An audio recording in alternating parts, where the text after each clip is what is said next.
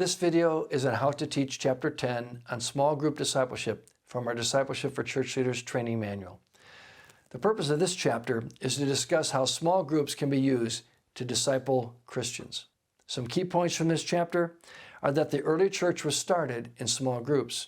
Small groups can be used to effectively nurture faith, and small groups must be Jesus-centered. A couple of other notes about this chapter is that good chemistry among members in small groups is important. And number two, pastoral support for small groups is also important. Like every other chapter, we begin with a scripture and an introductory paragraph.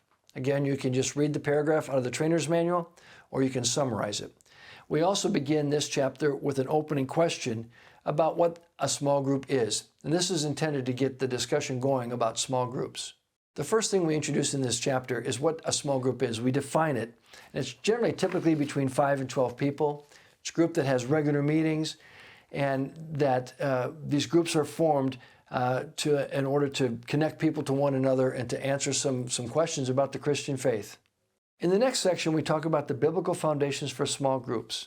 And here we list some scriptures and some applications for why small groups are critical in the formation of discipleship and faith in the individual church members, and give some key points as to the importance of small groups.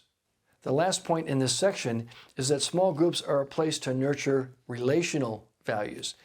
And in this section, we give numerous scriptural references about things like loving one another, being devoted to one another, honoring one another, accepting one another. And this are some of the principles that can be used in developing relationships among people of a small group. In the next section, we talk about the characteristics of a small group.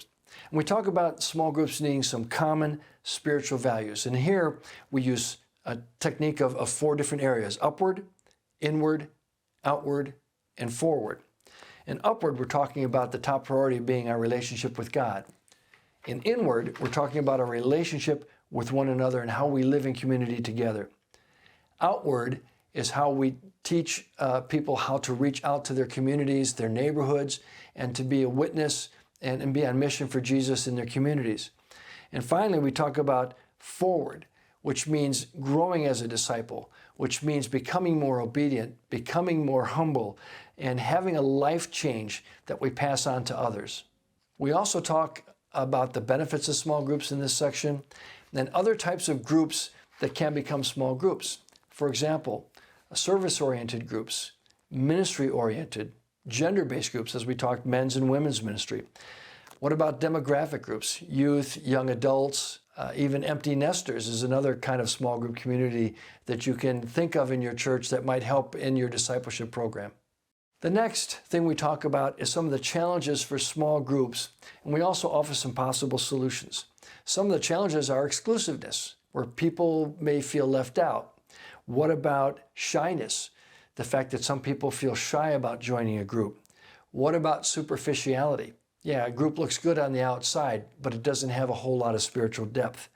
What about leader dominance, where people don't want to be in a group because one person dominates and talks all the time and other people don't get to share or engage in conversation?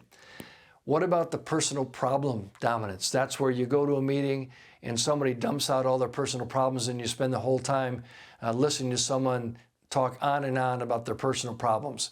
And it really takes away from the discipleship of the group. And the sixth obstacle is children, and what to do with children. If you've got family groups, who's going to watch the children? Or are you going to include them in some way? So these are all obstacles that we talk about, but we also offer some solutions in the training manual as to how to deal with each of these obstacles. The final thing we talk about in this chapter is the need for pastoral support for small groups. It's important for pastors to visit groups occasionally, that they be involved in training and mentoring the leaders of small groups as well, maybe even helping them find Bible study materials. They can also attend meetings and celebrate with the groups when they accomplish things. So it's very important for pastors to be involved in all the small groups of the church as much as they can be.